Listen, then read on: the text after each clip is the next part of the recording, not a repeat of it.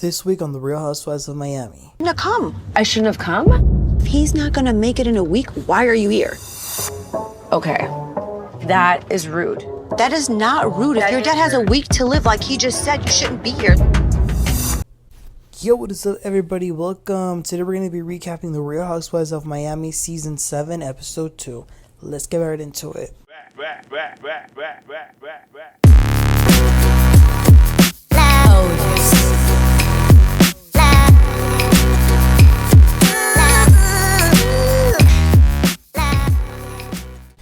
Alright, you guys, I'm so happy that The Real Housewives of Miami is finally back. I love Miami. I didn't recap episode 1 only because I do know that Bravo puts the entire episode on YouTube, and I just felt like people didn't really want to hear a recap about it because it was probably available towards more people. But we're going to start doing the recaps from this point forward. So let's get started. The episode starts with Lisa, Adriana, and Gertie. I love these three. So they're talking to Adriana about her new man who she made out with all night at Lisa's party. I'm going to be totally honest. While I love Adriana so much, she's one of my faves, I thought it was a bit trashy to have her tongue down some man's throat in public at a party. But anyway, Lisa has good news. She was asked to walk in a fashion show in Milan. That's exciting. So she's going to go to Milan, but so is Larsa. Larsa's going to be there too, so she's going to be seeing her. She's not too excited about that because they got into a massive argument at Jodi's party where Lisa kicked Larsa out. I'm going to be honest, when it comes to that whole situation, I'm kind of on team Lisa. I had empathy for Larsa, and I do think that she was hurt genuinely because we saw her cry last week, and I don't think we've ever seen Larsa cry. However, that doesn't mean that I think she is correct in being so angry at Lisa over who Jodi's hanging out with. It would be a different story if Lisa was hanging out with Marcus, who's Larsa's ex, but she's not, so I don't think she really has that much of a right to be that upset. Also, I feel really bad for Lisa because her dad did have a heart attack and is in critical condition. Okay, so then we see Larsa and her son. So the reason Larsa's going to Milan is because of her son. Because Larsa, the designer who invited Lisa, was also going to invite Larsa to walk in the show. But Larsa wasn't too confident to be in it, so she recommended her son for him to be in it. And they said yes, so he's going to be in it. He is in college. He doesn't really know what he wants to do exactly. He's been wanting to get into modeling. Is this nepotism? Yeah, but do I think it's a bad thing? Not really. I mean, good for him. Listen, if your parents are famous or, known, then okay, I expect them to, put their kids in opportunities that they wouldn't have otherwise. You know what I mean? So we see Lisa pack up for her trip too. She says she actually got her visa to come into the US back in the day because she was a model. She's been in some shoots before. Sounds like Melania Trump. It's kind of crazy. I was thinking when she said this, it's so easy for these models/actresses to get a visa to, emigrate to the US, but honest, hardworking people who just want to come to work, it's so hard for them to get, visas and things like that. I think that is so messed up. So then we see Alexia and Julia. They took a Pilates class. Then they just walk around and they talk about the fight that they saw at the party between Lisa and Larsa. They're not really taking sides, but they just think the whole thing got very ugly. Alexia then asks Julia about Gertie. How are you and Gertie? And Julia says, I don't really care to see Gertie. I got a very cold message about the news when she found out that I had adopted. She says that when Gertie texted her, she had the baby in her arms. And that's why she said to her that the news was already out there. So she says that all that Gertie said to her was congrats. And to her, that was a very cold message. Julia says that in addition to that, Martina was supposed to go with her to some cruise, but Martina couldn't make it. So when Julia told Gertie about this, Gertie actually offered to go with Julia so that she wouldn't be alone. But Julia says that Gertie made it all about herself. And then she was sending text where she was very upset at Julia afterwards because she was mad that she wasn't in some dinner reservation. So Julia says she's not my safe space anymore. And then Alexia says that she feels like she doesn't really know much about Gertie's life anymore. And when I, heard them have this conversation, it is only episode 2, so we're going to have to wait and see. But it kind of feels like they're icing Gertie out because she hasn't really been in many of the group events. I mean, last episode she was at the party, but even there, like, no one was really talking to her. So I have a feeling they might be icing Gertie out. And also, in regards to Alexia's divorce, she cries and she tells Julia that the ball is kind of in Todd's court. But I do want to say about this whole Gertie situation, Gertie has put out text messages revealing what actually happened, and if I'm going to be totally honest, I'm with Gertie on this. Julia was being way too dramatic.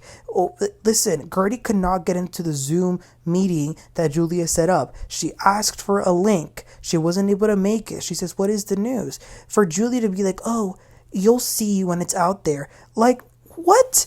You want me to find out with everybody else, like the ordinary, normal public that doesn't have any sort of relationship with you? So, yeah, the least I'm going to say, at most what I'm going to say is congrats. Like, what else do you want me to do? You excluded me from telling me. And I don't know, I'm glad that Gertie put these messages out there because Julia is being way too over dramatic about this. Alright, so then we are now in Milan, Italy. Both Lisa and Larsa arrive. They actually were in the same flight, but they didn't acknowledge each other. But this was actually hilarious. When they got off the plane and they got off the airport, the driver who was waiting for them had a sign that said Pippen and Hochstein. So they were both stuck in the same car, and seeing them have to see each other inside that car, it was so funny. They were like, hey. It was so awkward, and I loved every second of it. Larsa does say to Lisa, "I promised Preston that I wasn't going to make this about drama because this is, I want to give him his moment." And as they continued the drive, they did begin to talk a little bit more. And Lisa does say that what hurt her, honestly, at the party was that it was a party for Jodi, first and foremost. Larsa goes in there and starts insulting Jodi personally. Larsa then kind of starts to get agitated in the car, and she starts to get agitated with Jodi again. And Larsa says, "It's fine to be friends with Marcus. Choose him if you want. Keep kissing his ass. He's the one that's bashing me." And Jodi's like, "But he's my friend. You can't really tell me I can't hang out with my friends." And Larsa says, "No, he's not your friend. He's using you to get back at me. If you want to think that he's your friend, and if you don't understand, then you are a psycho, Jodi." And you see, this is where Larsa loses me. I did feel bad for her last week seeing her cry, but when she becomes unhinged like this, you can't feel bad for her. Also, I do feel like she was being rude to Jodi by saying he's not your friend. It sounded like she was insinuating that Jodi is too much of like a loser for Marcus to be his friend. That's kind of what she was insinuating. Lisa says, "Listen, I don't want us to fight. I'm going through a lot. My dad is not fine. I don't know if he's gonna live or die." And Jodi's like, "Yeah, he might have about a week left of life." And that's where Larsa says, "Then why are you here? If your dad is not going to make it in a week, then why would you even come here and not be with him?" Ouch. Damn, that's harsh. In a way, though, she's right. But then we go back to what I was just saying. She's just so rude with her delivery. Oh my goodness. Okay, so then we see Gertie and Russell go to the doctor. Gertie is cancer-free, thank God. But there's a lot that comes with the recovery of it all. So right now they're looking to see her getting some work done on her breast. They went with a plastic surgery doctor. Russell doesn't really want her to keep going through so many surgeries, but she still wants to have some of this stuff done. So they take a look at her and see they're going to schedule one more surgery to get the full breast reconstruction. And again, that's all we saw of Gertie, just this small little scene. Alright, moving along, we see Marysol and Steve. I don't know what it is this season, but Marysol looks better than ever. So they're talking about a wedding they're going to have. Now, they've had a spiritual wedding in Mexico, I think. They had a wedding in Scotland. And part of me was wondering, Marysol, you're just trying to get a storyline, but maybe they do want to get married legally in the U.S. Marysol then tells him that she honestly doesn't want Alexia to reconcile with Todd. Why? Well, because Alexia, when she's with Todd, she becomes a very angry person. Very difficult, very mean, very defensive. And I believe that. I believe that because we've seen Alexia the last 3 years. And I never liked Todd. I never liked him since the day I saw him. So Marysol is telling Steve that Todd would constantly pick on her and it just was not creating a good environment for Alexia. She wants Alexia to be happy, but she doesn't think Todd is the right man for her. I will say though, now that we see that Alexia is back with Todd, I wonder how she's going to react hearing all of this. Going back to Milan, Italy, they made it to their hotel rooms and they began to, get their stuff ready. They start to get ready. Larsa, her designer friend, and her son go to the fashion house, I guess it's called, so they take a look at some of the outfits. He tries some things on. Larsa looked very proud, which is good. But let's go back to Miami, because Alexia is hosting a dinner to celebrate her friend Johnny, who we've seen a lot on the show. So they invited Julia, Marisol, Kiki, and some of Johnny's personal friends, who I think Alexia knows too. So in other words, everybody was invited except Gertie and Adriana. They were not invited.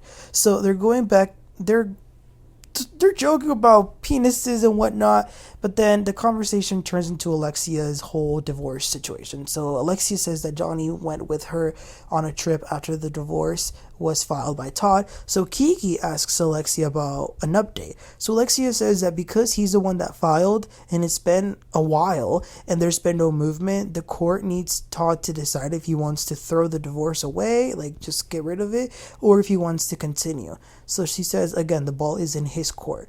But all of her friends are kind of like, well, you need to decide and, demand what you want too. Just don't let him do what he wants. So this is where Alexia reveals to us that a major issue with Todd was that he didn't like the show. He didn't like how he was portrayed on the show, how we as fans saw him. And I was like, oh, well, too bad, buddy. You saw your behavior and you saw that most of us didn't like you because you were rude. So nasty and so rude. Anyway, Alexia is dumb in love. She was so dumb in love that she actually offered to step off the show for him. But when she said that to him, he said to her, "It's too late now." That is crazy. And it's sad that Alexia doesn't seem strong enough to really do what she wants to. But in this dinner, though, she did become extremely vulnerable. So she says that Todd wants to control the narrative. She says he takes no accountability. He doesn't give me the safety I need. I lived in his fake rented apartment, in his fake car. Nothing is true. She says, I'm weak when it comes to this man, and I'm so sad that I keep allowing this. And she's crying. Listen, I applaud her vulnerability 100%, but I also have to say, I remember last season, Adriana telling us that Alexia and Todd loved to be very pretentious when it came to their money and their lifestyle. So while I feel bad for her, at the same time, this is everything Adriana told us, and it turned out to be true. Anyway, she calls him a coward. Alexia calls him a coward. But again, she keeps saying that the ball is in his court. But then she says, F him, F Todd. And then she was talking about Marisol's like, we've all got a narc before, a narcissist, and Alexia's like, yes, they all have to die. Listen, I'm gonna need Alexia to get it together. Alright, so back in Italy, Lisa and Preston have now gone and are ready to be on the show. We see them go backstage, we see them get ready, along with all the other models. Philip Plain is the fashion designer of this show. And so we see all the models. Larsa and Jodi have to sit right next to each other with a guy in between them. And then Larsa is so freaking petty. She decides to take a selfie with that guy that was sitting next to her when Lisa walks out, just so she couldn't see Lisa. That is so petty. The show was okay. I don't know too much about fashion shows, so I don't know. It was typical, I guess. But Lisa and Preston did a good job. So it is now the after show, and it's a huge party. Larsa and Lisa, they kind of want to avoid each other, but at the same time, they just know each other, so they kind of stay close to one another.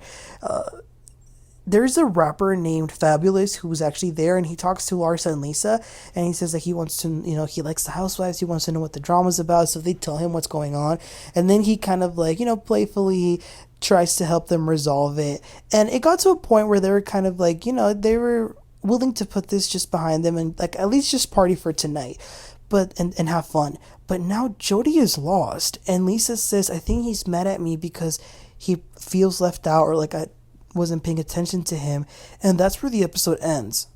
And then we see this writing that says cameras and filming went down, but the tension didn't.